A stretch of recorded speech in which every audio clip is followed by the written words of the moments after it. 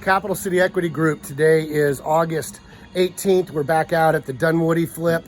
We're about 2 months behind out here. So exterior painting is done.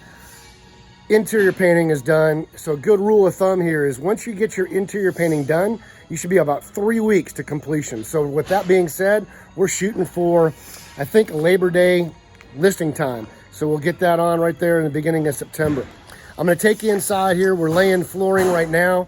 We're gonna put hardwood floors all the way downstairs, but I'm gonna show you a couple of tips relating to your baseboards and ensuring that your baseboards have enough height so your flooring can go underneath them.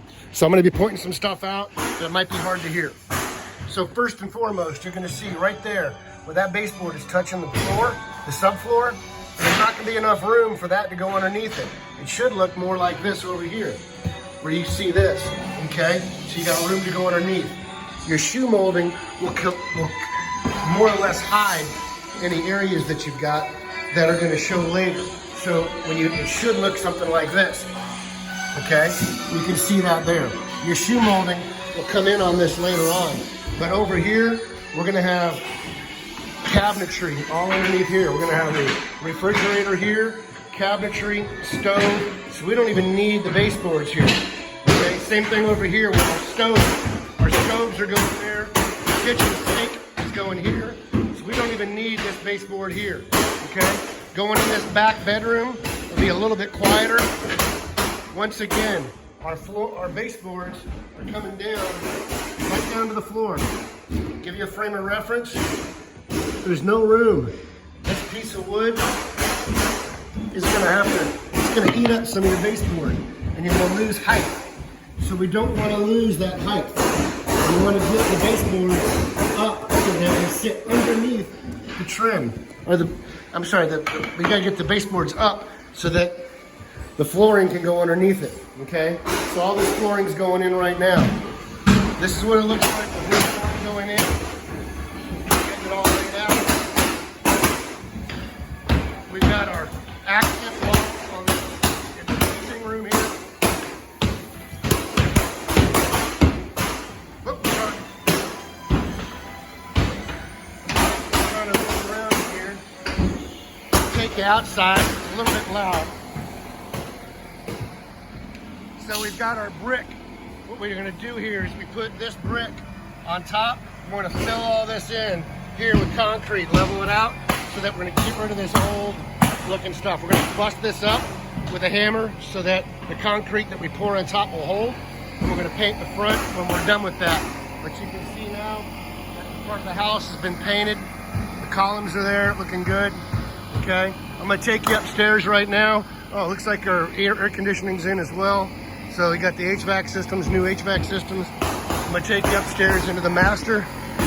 It'll be a little bit loud here, bear with me. And by the way, that concrete, that'll fill in underneath that door too when we skim all this out. Let me take you upstairs.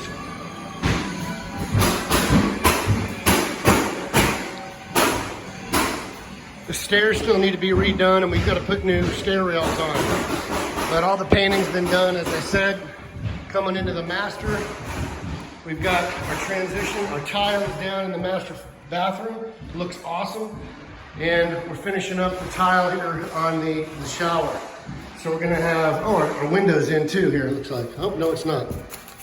Oh yeah, it is. Great, we got our window. We got our plumbing centered now. So if you look at this, we had an issue with this before. You take the center of your window and you come down. That's our tub filler. It's gonna be a freestanding tub filler.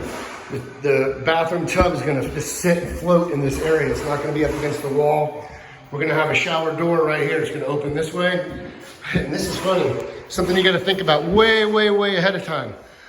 This is a huge piece of glass. Our original thought was to have a door on this side that would open like this. And this would be one huge sheet of glass over here. Well, we got all done with the renovation and we tried to bring the piece of glass in. There's no way to fit it in the house. It's too big. So Darren and I didn't think that through 6 months ago when we were looking at this.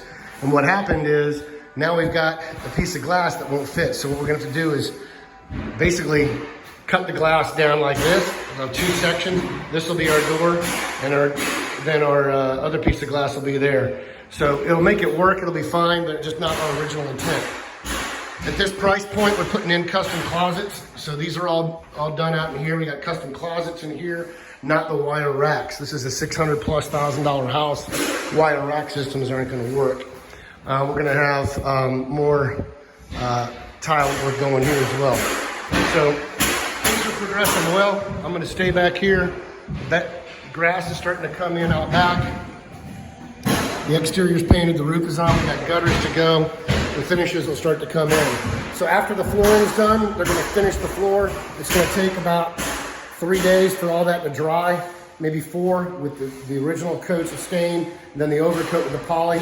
So we're not gonna come in there. While we're doing that, we're gonna do the concrete work outside and then do some other exterior work, gutters and that stuff. We're not gonna stop working. Floors are done, then cabinets go in, granite and everything else. So our granite's all been ordered and we're ready to roll with that. So these are just tips throughout the rehab. Once again, Carson Olinger, Capital City Equity Group. I'm doing a joint venture on this project with DBL Home Solutions with Darren Litchfield. So subscribe to more YouTube videos on our YouTube page. If you want to reach me directly, 678-478-2230. Reach me directly at carson@capcityeg.com. Follow us on Facebook. Thanks for joining us. Tune in for more tips.